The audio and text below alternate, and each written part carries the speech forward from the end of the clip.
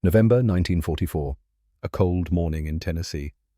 A young German woman walked into an American military examination room carrying a secret that would make a medic weep. She was thin, silent, terrified. Her name was Elsa Brenner. She was 23 years old, and she expected to die here. The medic stood before her, tall and gentle-eyed, speaking broken German, with a Virginia accent that would have been amusing in any other circumstance. He asked simple questions. "Do you have pain? Any injuries? Anything I should know?" Elsa shook her head. No, nothing. But her body told a different story. The way she moved, careful and calculated, like someone whose bones had learned that sudden movement brings punishment. The way she sat, shifting her weight, immediately wincing at contact with the wooden examination table. The way she flinched when his hand came near her shoulder, even though his touch was gentle, even though his eyes held nothing but concern. The American medic noticed everything. He had been trained to see what patients tried to hide, and this young German woman was hiding something terrible. He asked again, softer this time, his German clumsy but sincere. "Are you in pain?" The silence stretched between them like a chasm neither knew how to cross. Then Elsa spoke. Just 5 words, barely a whisper. A confession that cost her everything to make. "Es tut weh, wenn ich sitze." It hurts when I sit. Those 5 words unlocked a horror that would change both their lives forever. What the American medic found hidden beneath her clothes was not just injury. It was a map of systematic torture, a chronicle of brutality written in scars and broken bones. And the people who did this to her were not Americans. They were her own countrymen. But here is what nobody, least of all Elsa Brenner, expected. What happened next between this enemy prisoner and her American captor would become one of the most powerful stories of compassion to emerge from the Second World War. A story that proves mercy can cross any divide, that healing knows no borders, that one person's choice to see an enemy as human can echo through generations. Before we reveal what that American medic saw when Elsa finally showed him her wounds, if you want more untold stories of mercy in wartime, hit that like button right now. It takes 1 second, but it helps us share these forgotten moments with people who need to hear them. Now let's go back to the beginning. Because to understand why those 5 words mattered so much, you need to know where Elsa came from, what she had been taught to expect from Americans, and why she believed that examination room would be the last place she ever saw. But to understand that moment in the examination room, we need to go back. Back 24 hours. Back to where Elsa's journey to America began. 24 hours earlier, Elsa Brenner had crossed the Atlantic Ocean in the belly of a transport ship, chained to 42 other German women, all of them convinced they were sailing toward their execution. The Nazi propaganda had been clear, repeated endlessly through every channel the Reich controlled. Americans are devils, brutal capitalist gangsters who worship money and know nothing of honor. They will rape you, they will starve you, they will use you for medical experiments just as they claim we did. The Jews control America now, and they want revenge for every German sin, real or imagined. Elsa had tried not to believe it. But fear has a way of making even the most absurd lies seem possible when you are exhausted and starving and sailing toward an unknown fate in a nation you have been raised to see as the enemy. The transport ship docked in Virginia. They were loaded onto trucks like cargo. And as those trucks rolled through the gates of Camp Forest, Tennessee on that cold November morning, Elsa prepared herself for the worst. She expected rifle butts against her spine, guards screaming in her face, dogs, barbed wire cutting into flesh, the casual bureaucratic cruelty that had defined every moment of her last 8 months at Stutthof labor camp. What she found instead shattered everything the Reich had taught her. The guards at Camp Forest were professional, almost bored. They processed the women with paperwork and photographs, not with fists and boots. The male guards kept a respectful distance. The female guards spoke in voices that were firm, but not harsh. Nobody hit her. This confused Elsa more than violence would have. She kept waiting for the trap to spring, for the mask of civility to drop and reveal the monsters beneath. But the trap never came. They were photographed. Elsa flinched when the camera clicked, half expecting it to be some kind of weapon. It was just a camera. They were given identification numbers. Elsa braced herself for the burning of flesh, the permanent marking she had seen at concentration camps. Instead, a woman handed her a paper card with her number printed in neat black ink. They were issued prison uniforms. Elsa expected rags, the kind of threadbare cloth that fell apart after one wearing. Instead, the uniform was clean whole, made of actual fabric. It was too large for her wasted frame, but it was not torn. It was not filthy. It was just a uniform. Elsa walked to the barracks in a fog of confusion, her mind trying to reconcile propaganda with reality and failing utterly. The other women moved around her in the same stunned silence, women who had also expected hell and found something else, something they had no framework to understand. And then Elsa smelled it. Bacon. The scent drifted from the guards' mess hall, rich and smoky and impossible. Elsa had not smelled meat cooking in 8 months. At Stutthof, rations were thin gruel and occasionally bread so mouldy it turned your stomach. The guards ate well while prisoners starved, but even the guards rarely had meat. Here she could smell bacon frying, butter melting, coffee brewing. Her stomach clenched with a hunger so fierce it was almost painful. But more than hunger, she felt confusion. If Americans wanted to torture German prisoners, why feed their own guards so well? Why waste bacon on a prison camp in the middle of Tennessee? The question haunted her through that first afternoon, through processing, through the cold walk to the women's barracks, through the moment when she collapsed onto a metal cot and stared at the ceiling trying to understand what kind of prison this was. According to the records that would later be compiled by Allied investigators, more than 425,000 German and Italian prisoners of war were held in over 700 camps across the United States during World War II. Unlike the concentration camps of Nazi Germany, these American facilities were governed by an international treaty called the Geneva Convention, a document that established minimum standards for the treatment of prisoners.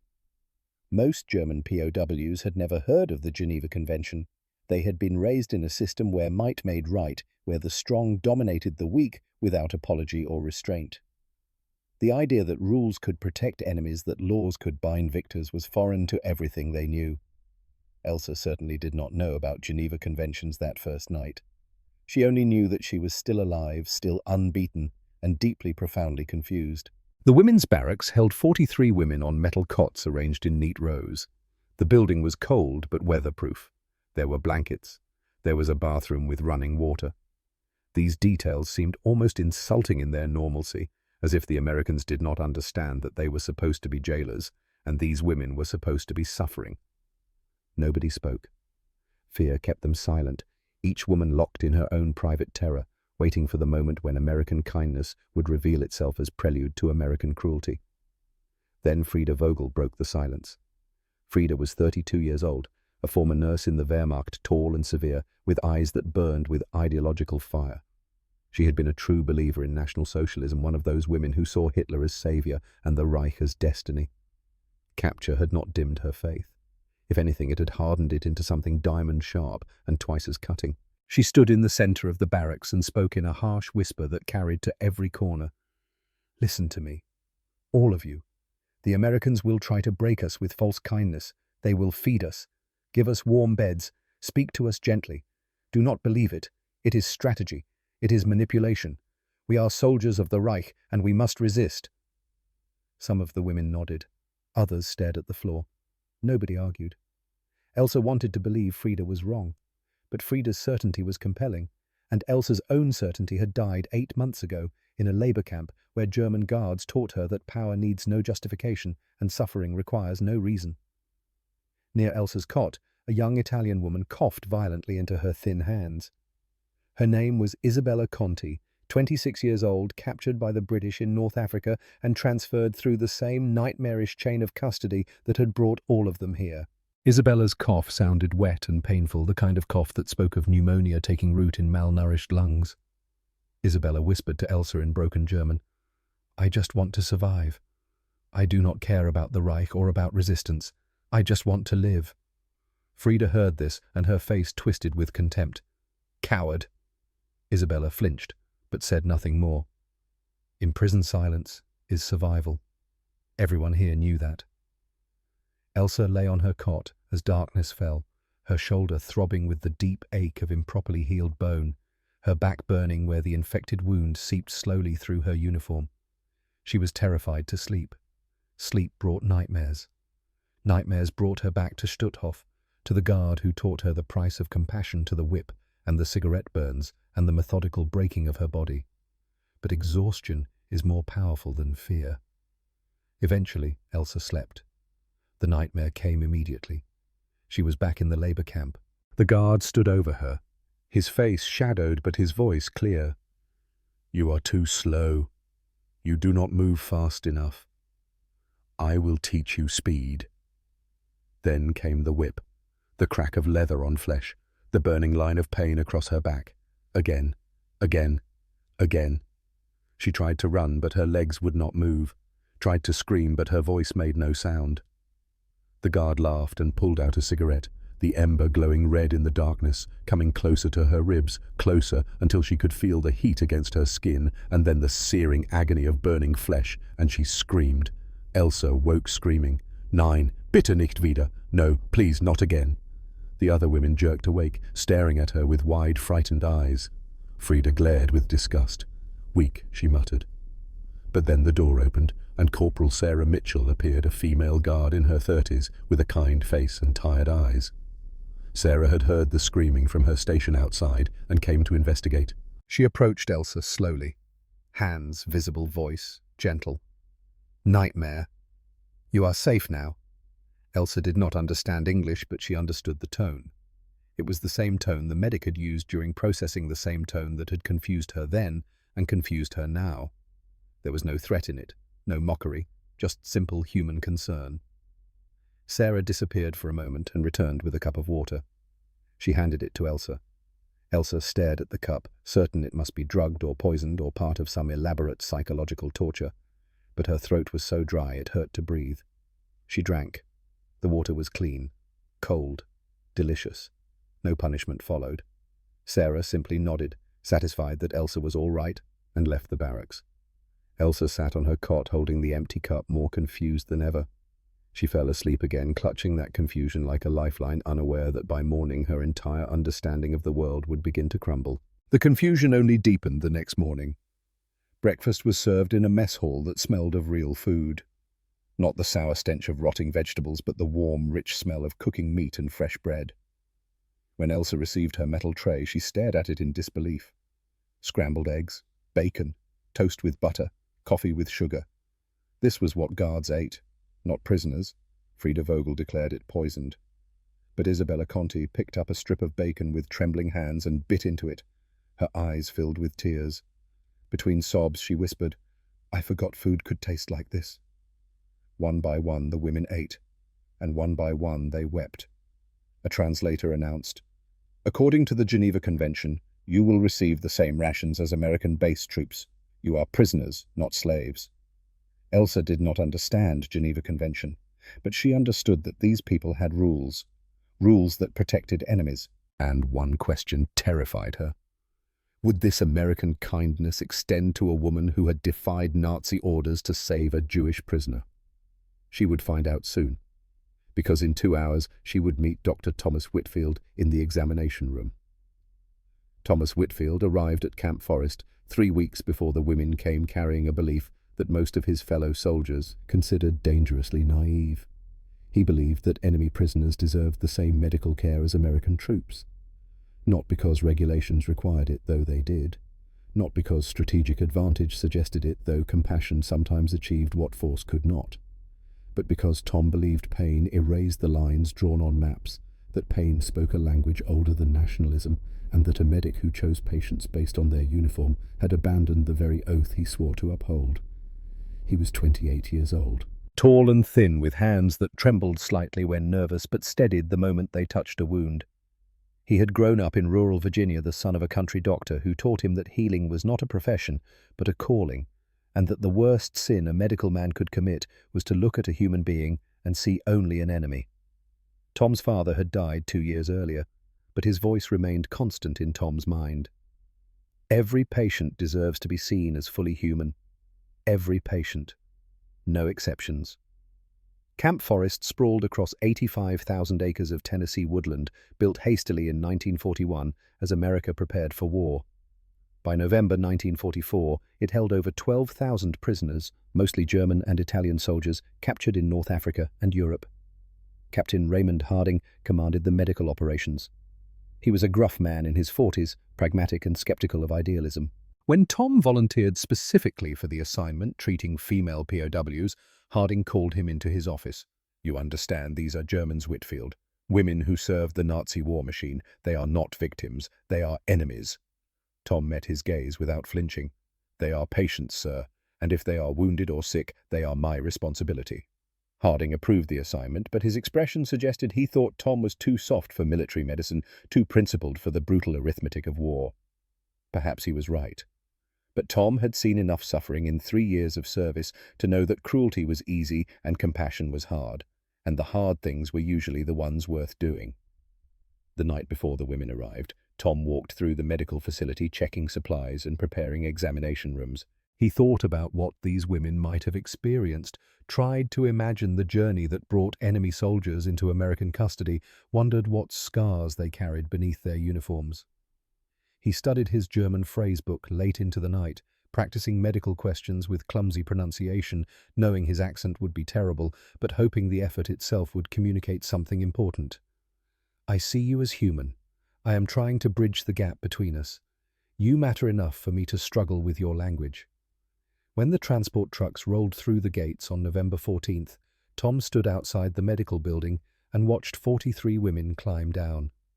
They looked exhausted, frightened, painfully thin. What struck him most was their silence. These women did not speak to each other, did not look at the guards, did not react to the commands shouted in mangled English and broken German. They moved through processing with the mechanical efficiency of people who had learned that compliance was survival and invisibility was safety. Tom understood watching them that his real work was about to begin. The medical examinations started on the second day. Tom set up a rotation system, seeing patients one at a time in a small room converted from a storage closet. It contained a wooden examination table, a single chair, a cabinet with basic supplies, and a window overlooking bare November trees. The first dozen women showed predictable signs of wartime deprivation. Malnutrition was universal.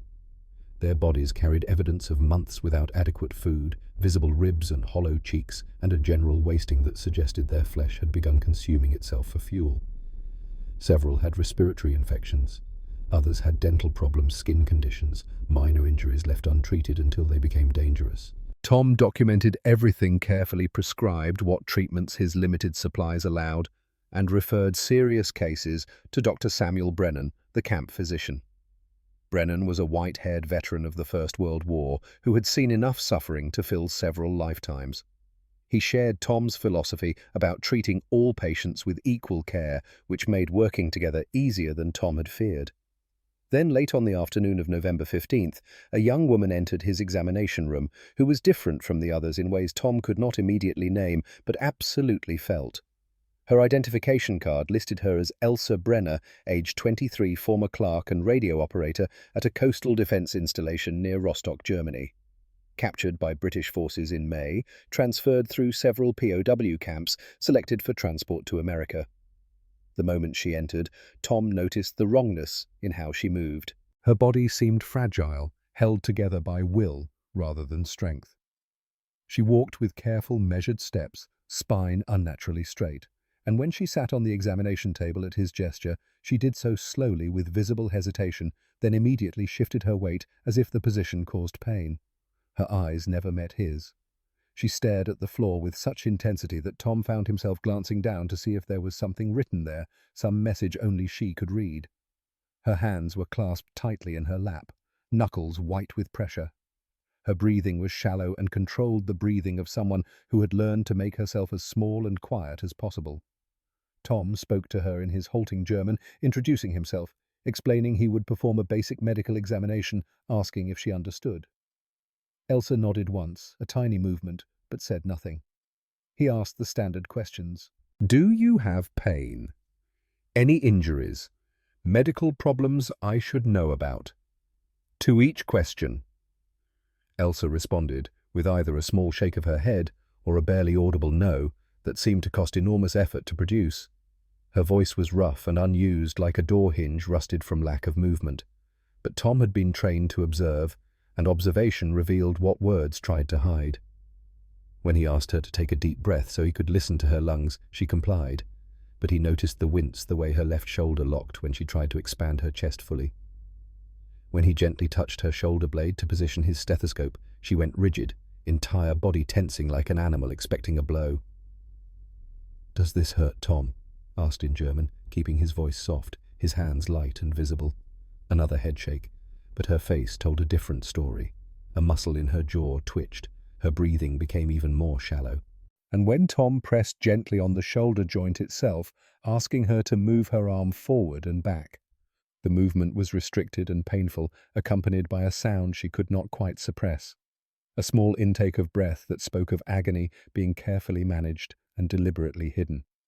Tom stepped back, giving her space. "I am here to help you. You are safe now. If you are injured, I need to know so I can treat you properly." For the first time, Elsa's eyes flickered up to meet his. Just for a moment. Just long enough for Tom to see what lived behind them. Fear, yes. But also something else. Something that looked like the terrible weight of a secret too heavy to carry alone, but too dangerous to share. Then her gaze dropped again to the floor. The wall rebuilt itself. The silence returned thicker than before. Tom made a decision that would change everything. He could have noted in her file that she appeared healthy enough that she showed signs of malnutrition like the others, and moved on. He could have accepted her silence as answer her denials as truth. But something in that brief moment of eye contact had communicated a plea her words could not speak. And Tom had spent too many years learning to read the language of suffering to ignore it now. "I need to examine your shoulder more carefully," he said in German. "I believe you have an injury there. It may be serious. I cannot help you if I do not know what is wrong." Elsa's hands tightened in her lap. For a long moment she did not move, did not speak, did not even seem to breathe. The room was so quiet, Tom could hear wind moving through bare branches outside, could hear distant guards shouting commands, could hear his own heartbeat pulsing in his ears as he waited for her to make a choice between continued silence and the terrifying vulnerability of truth. Finally, in a voice so quiet, Tom had to lean forward to hear Elsa spoke. Not in single words this time, but in a sentence that seemed to tear itself from her throat with physical effort. "Es tut weh wenn ich sitze." It hurts when I sit. The words hung in the air between them, and Tom felt something shift in his understanding. A shoulder injury that caused pain, when sitting suggested damage extending beyond the joint itself, trauma to the back, to the spine, to the musculature connecting shoulder to torso. It suggested an injury that had been severe, inflicted with force and never properly treated. "Can you show me?" Tom asked, keeping his voice gentle, his movements slow and non-threatening, aware he was asking her to cross a boundary she had fought hard to maintain. Another long silence. Then, with trembling hands, Elsa reached for the collar of her prison uniform and slowly, painfully pulled it down. She lifted her undershirt higher, exposing not just her shoulder, but her entire torso to the harsh electric light. What Tom saw made the floor shift beneath his feet, made his breath stop in his chest, made every piece of medical training and professional distance collapse. Her body was a map of brutality. The shoulder blade sat at an angle that was not anatomically correct. The bone had been broken and healed improperly without medical intervention.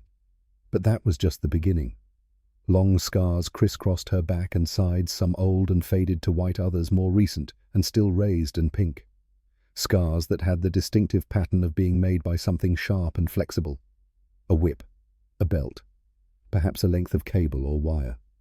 There were burn marks on her ribs, circular and deliberate, suggesting cigarettes or heated metal applied to skin.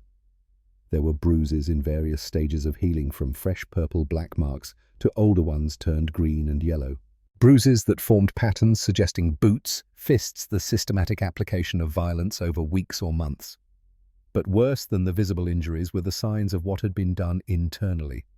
Her ribcage was grotesquely visible, each bone defined beneath skin that had lost almost all its fat. Malnutrition so severe it bordered on starvation. According to medical standards established by the International Red Cross, the minimum caloric intake for an adult female performing light labor was 2,000 calories per day. Tom estimated Elsa had been receiving perhaps half that for months, possibly less. There were also signs of infection. Several scars showed redness and swelling, indicating they had never healed properly, that bacteria had taken hold in wounds left untreated, that her body had been fighting sepsis without antibiotics or care. One particularly large scar across her lower back was weeping clear fluid, infected and dangerous, the kind of wound that could kill if left unattended much longer. Tom felt tears begin to form in his eyes, felt them spill over despite his efforts to maintain composure, felt them run down his cheeks as he stood there looking at the evidence of systematic torture inflicted on a young woman whose only crime had been to exist in the wrong place at the wrong time under the wrong regime. He turned away for a moment, wiping his face with the back of his hand, ashamed of his emotional response, but unable to stop it, unable to look at this suffering and remain clinically detached. When he turned back, he found Elsa watching him with an expression of confusion and something that might have been fear. She was not accustomed to seeing her pain reflected in another person's face, not accustomed to having her injuries treated as something worthy of grief rather than indifference or contempt. "Where did this happen?" Tom asked, his voice rough with emotion.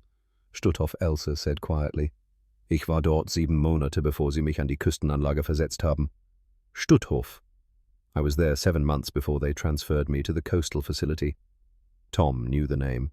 Stutthof had been one of the first concentration camps established by the Nazi regime located near Danzig. It had held tens of thousands of prisoners over the years, political dissidents, Polish resistance fighters, Jews, and later women who were deemed useful for labor or who had committed infractions against military discipline. The camp had a documented mortality rate, 65,000 deaths out of 110,000 prisoners who passed through its gates between 1939 and 1945. Those who survived often carried injuries like the ones Elsa was now revealing. The guards there, Elsa continued, her voice flat and emotionless. They did not need reasons. "Sometimes they beat us because we were slow, sometimes because we looked at them wrong, sometimes because they were bored and we were there." The casualness of the violence, the bureaucratic normalization of torture, the complete absence of accountability. These were the features of a system that had abandoned any pretense of human decency, that had given ordinary men extraordinary power and encouraged them to use it without mercy or restraint. "Who did this to you?" Tom asked. "Ein Wachmann, im Arbeitslager. A guard, at the labor camp, when März dieses Jahres, March of this year, 8 months ago, she had carried this injury without treatment, without care, without even acknowledgement. 8 months of pain every time she sat down, every time she moved her arm, every time she tried to sleep. Why did he do this?" Elsa's response came in a whisper. "Ich war zu langsam. Ich habe mich nicht schnell genug bewegt, als einen Befehl gab. Also hat mir beigebracht, schneller zu werden. I was too slow. I did not move fast enough when he gave an order, so he taught me to move faster." The clinical description of such brutal pedagogy made something crack in Tom's chest, made his hands shake as he reached for his notepad. He understood he was witnessing not just one woman's suffering, but a glimpse into a system of cruelty that operated with official sanction and without meaningful oversight. Tom reached for his medical bag with shaking hands, pulling out antiseptic bandages and the limited antibiotics he had available. He would treat these wounds. He would document every injury. He would make sure that someone somewhere knew what had been done to this woman, and he would make certain it would never happen to her again. "I will treat you," he said in German, his voice thick but steady. "I promise. You are safe now. No one will hurt you here." Elsa looked at him with eyes that had forgotten what safety felt like, with a face that showed she wanted desperately to believe him, but did not know how. And in that moment, Tom understood his job was not just to heal her body, it was to rebuild her faith that kindness existed in the world, that mercy was possible, that not everyone with power used it to inflict pain. It would take weeks. It would take patience. It would take consistent, unwavering compassion, applied like medicine to wounds that went deeper than flesh. But Tom Whitfield had learned from his father that healing was not a profession, but a calling. And he was being called now to do the hardest work of his life.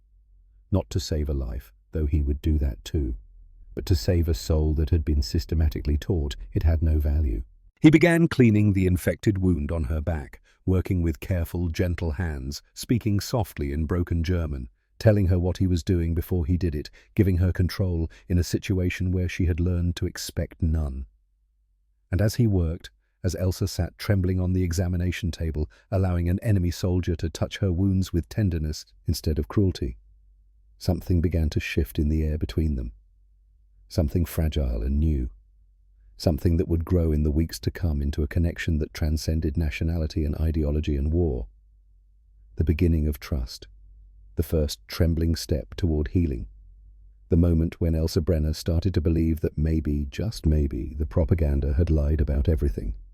The treatment began immediately. Tom referred Elsa to Dr. Samuel Brennan for comprehensive care, and together they developed a plan addressing both her immediate medical needs and the longer-term damage that years of abuse and malnutrition had caused. The infected wound on her lower back required daily cleaning and antibiotics. Penicillin was in limited supply at Camp Forest, reserved primarily for American troops and distributed to prisoners only for life-threatening conditions. Tom requested authorization from Captain Harding. The conversation did not go well. Harding sat behind his desk reviewing medical supply requests with the grim expression of a man calculating costs in a war that seemed to have no end. He looked up when he saw Tom's requisition for antibiotics. "Whitfield, we have 200 POWs here with various ailments. Why does this one German girl need our limited penicillin? Sir, she has a severe infection. Without antibiotics, she could die from sepsis. POWs die. That is war. We treat American boys first." Tom kept his voice level professional. "The convention requires we provide equal medical care. If she were an American soldier with this injury, you would authorize antibiotics immediately." Harding stared at him for a long moment, jaw working. "I know the convention. I also know we are fighting a war against people who ignored every rule. Do not lecture me, Lieutenant. I am not asking for special treatment. I am asking for equal treatment. The law requires it, and it is the right thing to do." The silence stretched between them, heavy with unspoken conflict. Finally, Harding signed the authorization with an angry slash of his pen. "Fine. But do not come back asking for more unless it is life-threatening. We have limited resources and unlimited need." Tom took the authorization and left before Harding could change his mind. It was a small victory, but victories in wartime were always small and hard-won. The antibiotics worked slowly. Each day, Tom cleaned Elsa's wound, applied fresh bandages, watched for signs. The infection was responding to treatment. The angry redness began to fade. The weeping slowed and then stopped. The wound started to close, new pink skin forming at the edges like hope growing in devastated ground. The nutritional recovery was equally critical. For Elsa, whose body had been surviving on perhaps 800 to 1,000 calories daily at Stutthof, the camp's rations were overwhelming. In the first 2 weeks, she struggled to eat more than small portions. Her stomach had shrunk. Her digestive system was no longer accustomed to processing adequate nutrition. Tom worked with the camp kitchen to arrange smaller, more frequent meals, 6 times a day instead of 3. Porridge and bread at first, then gradually vegetables, then small amounts of protein. The physical changes came slowly but visibly. By the end of November, the hollow in Elsa's cheeks had begun to fill slightly. Color returned to her skin. The constant exhaustion that had marked her movements began to lift. She could walk without looking like she might collapse. She could sit for longer periods without the pain in her shoulder overwhelming her. And through it all, Tom visited regularly. He found himself thinking about her case during his off hours, wondering how she slept, whether the nightmares were lessening, whether the trust building between them was real or merely the temporary gratitude of a patient toward a caretaker. It was during one of these visits in early December that something happened that would reveal Elsa's deepest secret. Tom had just finished examining Elsa's shoulder, testing range of motion, noting improvement in her ability to lift her arm above horizontal. The session had gone well. Elsa had even smiled slightly when he told her in broken German that she was healing faster than he expected. Then Tom reached into his medical bag and pulled out a glass bottle filled with dark brown liquid. He set it on the examination table between them. "Möchten Sie das versuchen? Would you like to try this?" Elsa looked at the bottle with curiosity. "Was ist das Coca-Cola?" "It is sweet. An American drink." Elsa had never heard of Coca-Cola. At Stutthof there had been only water, and sometimes not even that. The idea of a drink that served no purpose except pleasure seemed almost wasteful. But Tom was holding it out to her with that same gentle expression that had confused her from the beginning.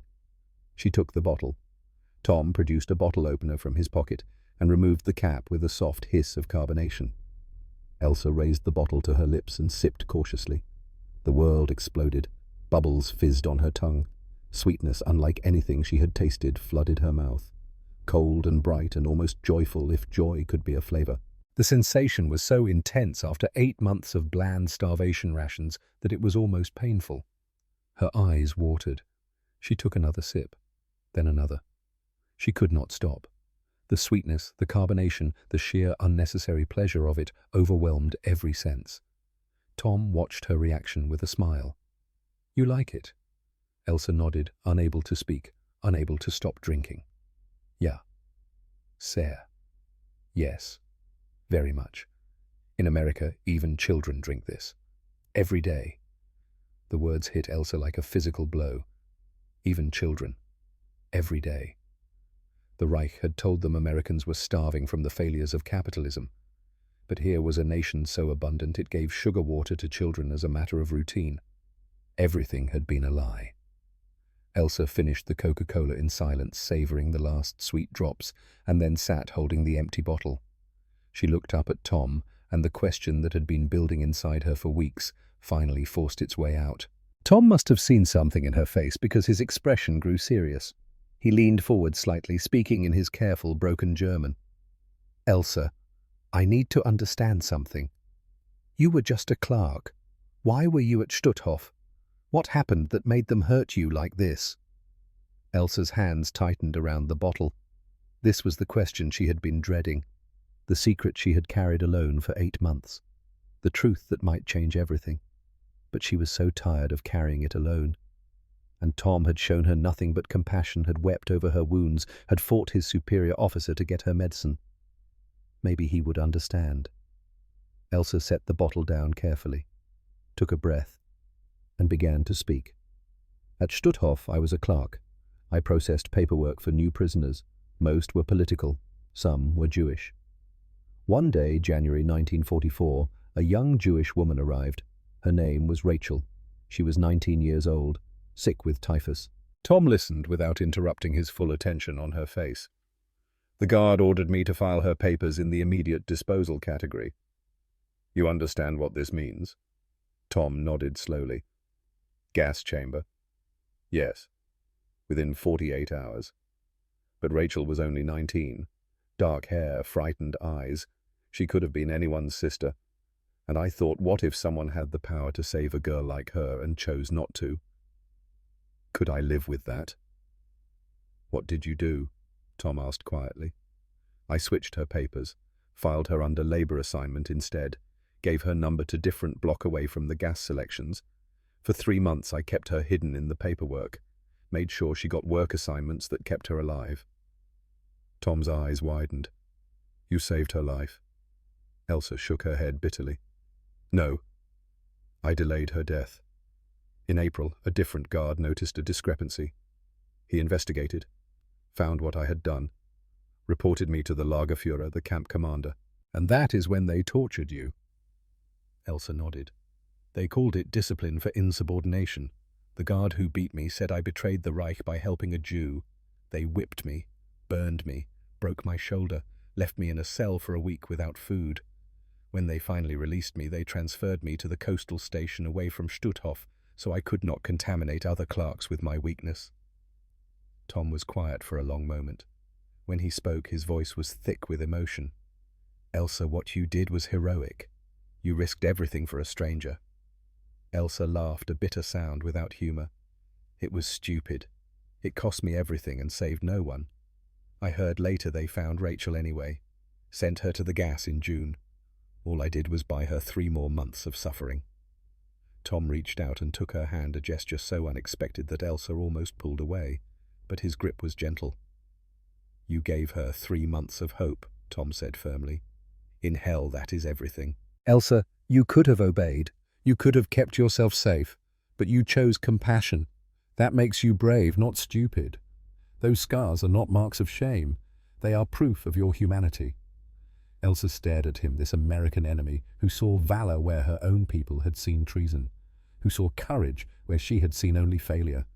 Something in her chest, Some wall built brick by brick from 8 months of pain and shame and self-hatred began to crumble. She started to cry, not the silent tears she had learned to hide at Stutthof, real sobs that shook her whole body, grief for Rachel, grief for herself, grief for the innocence she had lost when she learned that doing the right thing could cost you everything. Tom did not tell her to stop crying, did not offer empty comfort or false promises. He just sat with her, his hand steady in hers, bearing witness to her pain without trying to fix it or minimize it.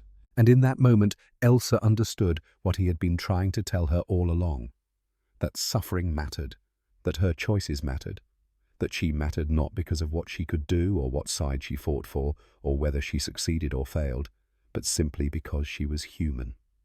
The crying lasted until she had no tears left.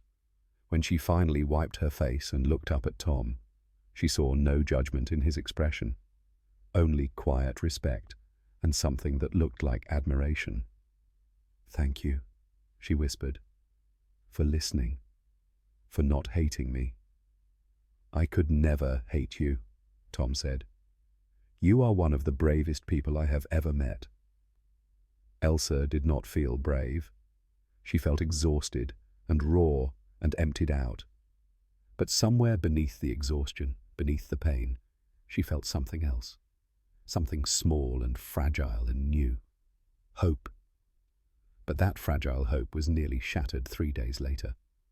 Elsa was working in the laundry facility, folding prison uniforms in the warm, steam-filled room. She had begun to feel almost safe here among the rhythmic sounds of washing machines and the quiet companionship of other women who understood what it meant to survive. Then Frida Vogel appeared in the doorway. Her face was twisted with something beyond anger. It was rage mixed with betrayal, ideology mixed with envy.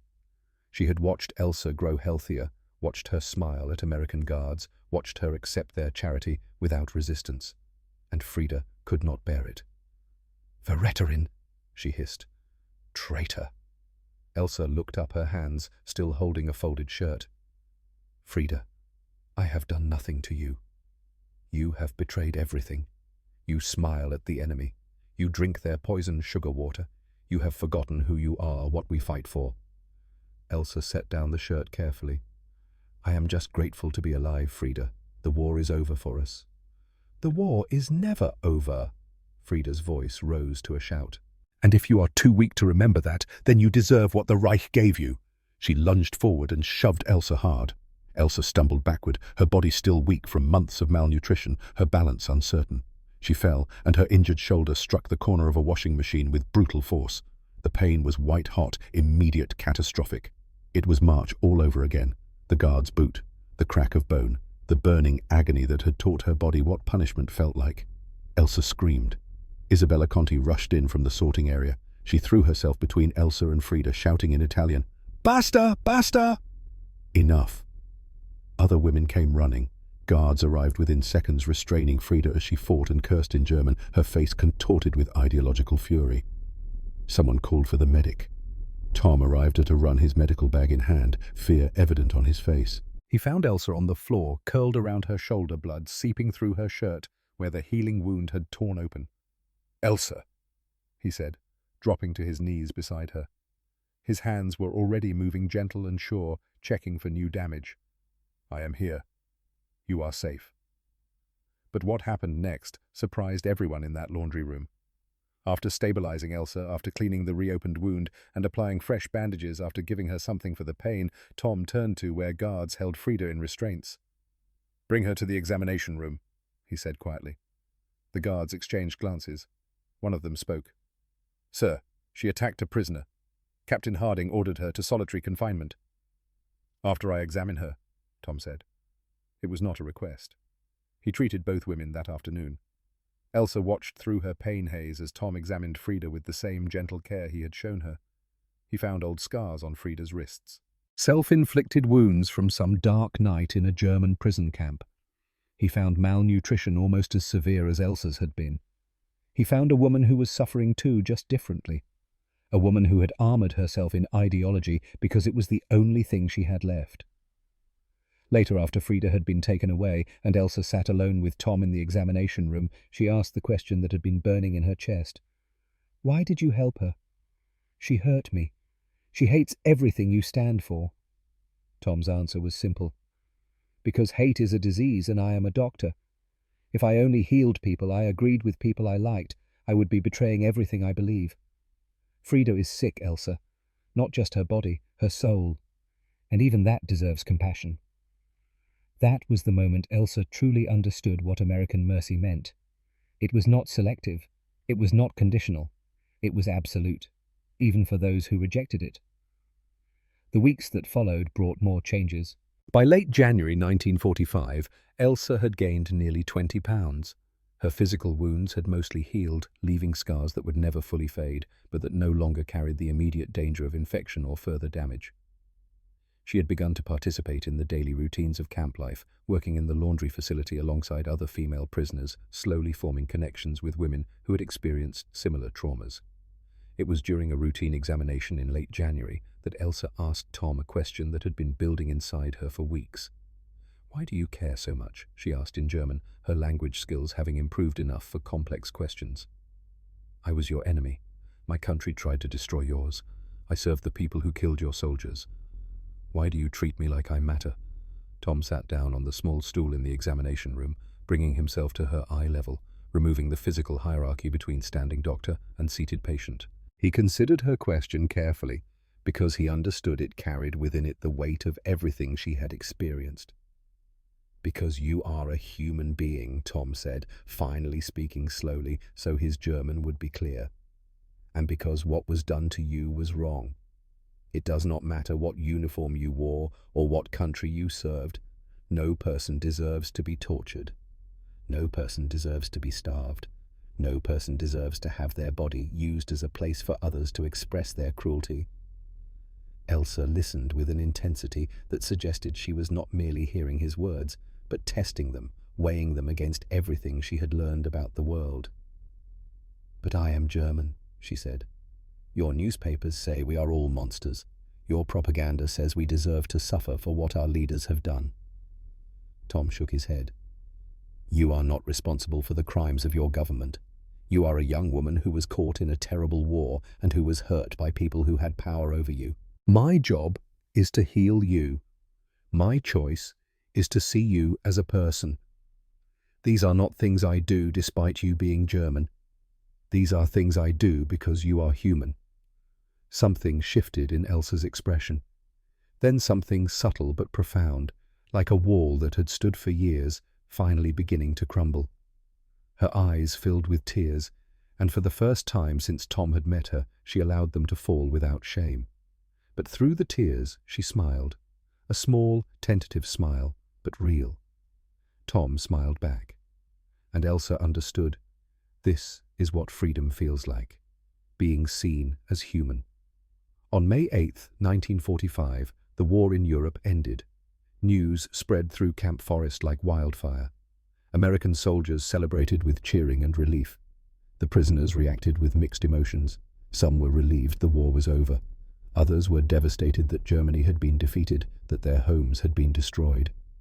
In the weeks that followed, the machinery of imprisonment began to reverse itself. Prisoners who had been held for years started receiving notices of repatriation, processing dates, transport schedules that would carry them back across the Atlantic. Elsa received her notice in August 1945. She would be transported to New York and then shipped to the British occupation zone in northern Germany, where she would be released to civilian authorities. She brought the notice to Tom during one of their regular meetings in the small garden behind the medical facilities. They had begun taking walks together during his break periods, a ritual that had developed over the months. "I do not know if I can do this," Elsa said quietly, holding the paper. "Germany is rubble. My family may be dead. Everything I knew is gone."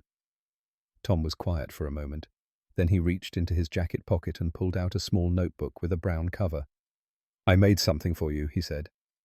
Elsa took the notebook and opened it carefully. Inside, in Tom's careful handwriting, were pages of German text, sometimes grammatically imperfect, but always clear in intention. He had written words of encouragement, reminding her of how far she had come, how much she had survived, how strong she had proven herself to be. He had written practical information names of doctors in Germany who might help with her shoulder addresses of relief organizations providing assistance to returning refugees. And he had written something more personal, an acknowledgement of what their time together had meant to him, a hope that she would find peace and happiness in whatever life awaited her. Elsa read through the notebook, slowly, tears streaming down her face, but a smile forming at the corners of her mouth. When she finished, she looked up at Tom with an expression that contained gratitude beyond what words could capture. "You gave me more than medicine," she said. "You gave me back my humanity." Tom's voice was thick with emotion. Elsa, I will never forget you. You showed me that healing is possible even in the darkest times. Elsa reached into her pocket and pulled out a small piece of cloth she had embroidered during her work in the laundry facility. It showed a dove carrying an olive branch, simple but made with care. Für Frieden, für dich, for peace, for you. Tom took it, his hands trembling slightly. I will keep it forever. On the morning of August 27, 1945, Tom walked Elsa to the transport trucks. Other medical staff had gathered to say goodbye to patients who had become in some strange way part of their extended family. As Elsa climbed into the truck, she turned back one final time and raised her hand in a small wave. Tom raised his in return, holding the gesture until the truck disappeared down the dusty road and out of sight. He stood alone after the trucks left, clutching the embroidered cloth, feeling a profound sense of loss, but also fulfillment. He had done what he came here to do. He had healed her, and she had healed him. Tom never heard from Elsa again in those first years. Letters sent to the addresses he had were returned undelivered. The chaos of post-war Germany swallowed millions of people into uncertainty, and Elsa became one more name among countless others whose ultimate fate remained unknown. But Tom carried her memory with him through his return to civilian medicine in Virginia, through decades of practice as a country doctor like his father before him, through every patient he ever treated with the particular gentleness he had learned was necessary when confronting hidden trauma. He married Sarah Mitchell, the kind guard from Camp Forest, in 1947. They had 3 children. Tom told them stories about the war, about the importance of seeing every person as human, about a young German woman who taught him that suffering has no nationality. He kept 2 items in his medical office for the rest of his life: the embroidered cloth framed and hanging on the wall, and his medical notes from Camp Forest, including Elsa's case file, carefully preserved in a locked drawer. Then in the spring of 1955, years after the war ended, a letter arrived from Hamburg, West Germany. Tom opened it with trembling hands. It was from Elsa. She had survived the journey home. Germany had been rubble as she feared. Her family scattered, some dead. She had had nothing except Tom's notebook. She read it every night for a year, she wrote. When she was hungry, she read his words about her strength. When she was cold, she read his words about American warmth. When she wanted to die, she read his words, "You deserve life without suffering." She had become a nurse because of him. She worked at a children's hospital in Hamburg treating refugee children, orphans, displaced, traumatized. She treated them the way Tom had treated her, with dignity, with compassion, with the belief they were valuable. She was engaged to a teacher named Klaus. They would marry in June, have a family, build a life. But she wanted Tom to know he had saved more than her body. He had saved her belief that good exists, that cruelty is not destiny, that mercy is possible. She would name her first daughter Thomasina, the German version of Thomas. So every day she would remember the man who showed her what America truly is. "Thank you for choosing kindness for me," she wrote. Tom sat in his office, tears falling onto the letter, but also feeling profound joy. He wrote back immediately, telling her how grateful he was to know she had survived, that she had thrived, that she had become a healer. "Tell your refugee children what I told you," he wrote, "because you are human, because suffering matters, because healing is the most powerful thing one person can do for another." Tom and Elsa exchanged letters for 40 years. She sent photos of her children, Thomasina, Klaus, Junior, Anna. He sent news of his patients, his family, his life in Virginia. They never met again in person. The ocean was too wide, life too busy. but their connection endured a testament to what one act of compassion can create. Elsa treated over 10,000 refugee children in her career. Many became doctors, nurses, teachers themselves. Each one carried forward the lesson. Kindness is contagious. Tom treated patients in rural Virginia until he died in 1989, age 73. His children found Elsa's letters in his desk. 40 years of correspondence carefully preserved. The last letter was dated 1988, 1 year before Tom's death. Dear Tom, I am old now. My hands shake, my eyes fail.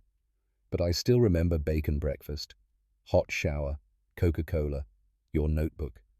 These memories are more real than the war. You showed me that America's strength is not its weapons, it is its mercy. I will carry that lesson to my grave.